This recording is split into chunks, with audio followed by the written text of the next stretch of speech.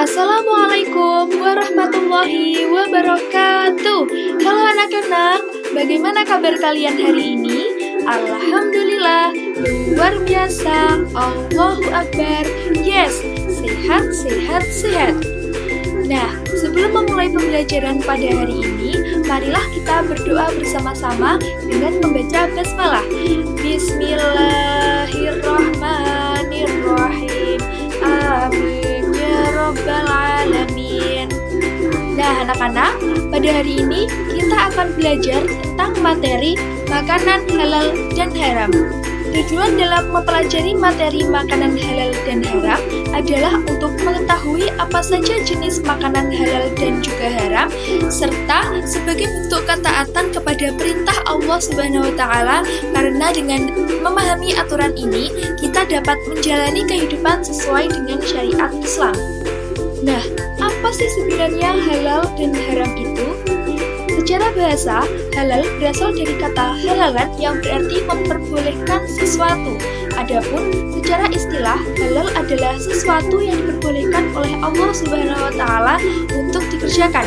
Adapun pengertian haram adalah sesuatu yang dilarang oleh Allah Subhanahu wa Ta'ala untuk dikerjakan dengan larangan yang tegas. Untuk selanjutnya, pengertian makanan halal. Pengertian makanan halal dapat ditinjau dari aspek bahasa dan istilah. Secara bahasa, kata makanan berasal dari kata makan, sedangkan dalam bahasa Arab disebut dengan kata al-to'am atau al-atimah yang artinya makan makanan. Jadi, makanan halal adalah sesuatu jenis makanan yang boleh dikonsumsi sesuai dengan ketentuan syariat Islam. Hukum makanan halal. Beberapa ayat dalam Al-Quran sudah menyebutkan tentang ketentuan makanan halal dan perintah untuk mengonsumsi makanan halal dan menjauhi makanan haram. Di antaranya yaitu pada surah Al-Baqarah ayat 168. Yang selanjutnya, macam-macam makanan halal.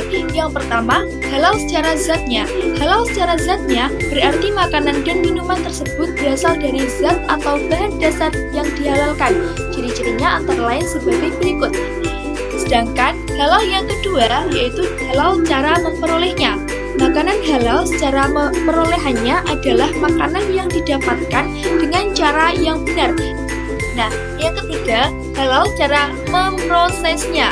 Apabila makanan sudah diperoleh dengan cara halal, dengan bahan baku yang halal pula, jika makanan tersebut diproses dengan menggunakan sesuatu yang haram, misalnya alat masak yang bekas digunakan untuk memasak makanan haram, atau bahan-bahan lain yang tidak diperbolehkan atau diharamkan untuk dikonsumsi, maka makanan tersebut bisa menjadi haram. Nah, halal yang keempat yaitu halal cara menyajikan, mengantarkan, serta menyimpannya. Adapun makanan yang dihalalkan menurut agama Islam dapat digolongkan sebagai berikut. Selanjutnya, apa sih manfaat mengonsumsi makanan halal? Nah, yang pertama, terhindar dari murka Allah Subhanahu wa Ta'ala. Yang kedua, tubuh kita akan selalu sehat. Yang ketiga, akan menghasilkan hati dan juga pikiran yang bersih.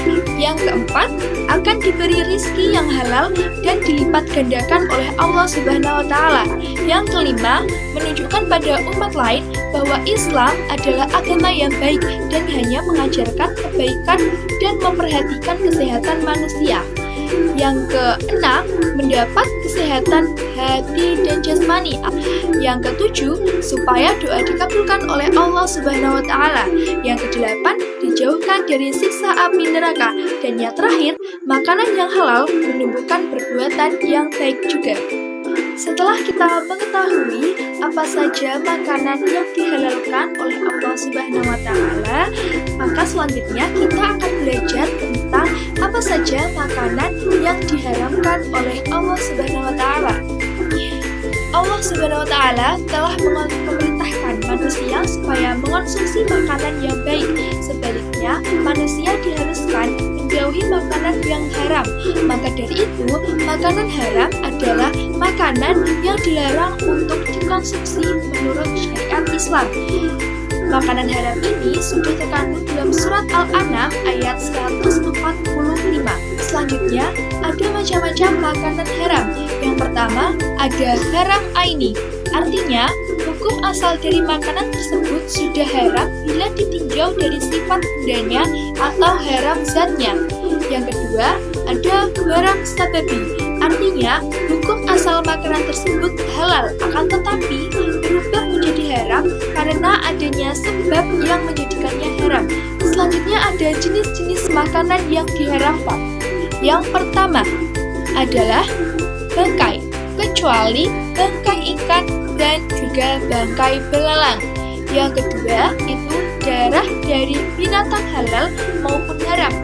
Yang ketiga, makanan yang buruk atau menjijikkan atau najis. Yang keempat, daging babi. Yang kelima, binatang yang disembelih tidak atas nama Allah Subhanahu wa Ta'ala. Yang keenam, makanan yang membahayakan. Yang selanjutnya, manfaat menghindari makanan haram. Yang pertama, makanan yang memabukkan diharamkan karena di dalamnya mengandung zat etanol atau metanol yang bersifat racun. Yang kedua, diharamkannya babi karena di dalamnya mengandung cacing pita yang dapat tumbuh dalam lambung manusia dan akan merusak alat pencernaan. Yang ketiga, diharamkan bangkai karena bangkai tersebut kemungkinan mengandung mikroba atau baksil yang akan meracuni dan merusak tubuh manusia. Dan yang terakhir, makanan yang menjijikkan atau kotor diharamkan karena makanan tersebut dapat mengotori tubuh kita dan akan menjadi racun dalam tubuh. Nah, anak-anak, bagaimana? Sudah mengerti tentang perbedaan makanan halal dan juga haram? Ibu harap kalian sudah mengerti dari penjelasan Ibu hari ini. Maka untuk itu, sebelum mengakhiri pembelajaran, marilah kita berdoa bersama-sama dengan mengucapkan Alhamdulillah. Alhamdulillahirabbil alamin. Sekian pembelajaran Ibu hari ini. Bila ada salah, Ibu mohon maaf. Wassalamualaikum warahmatullahi wabarakatuh.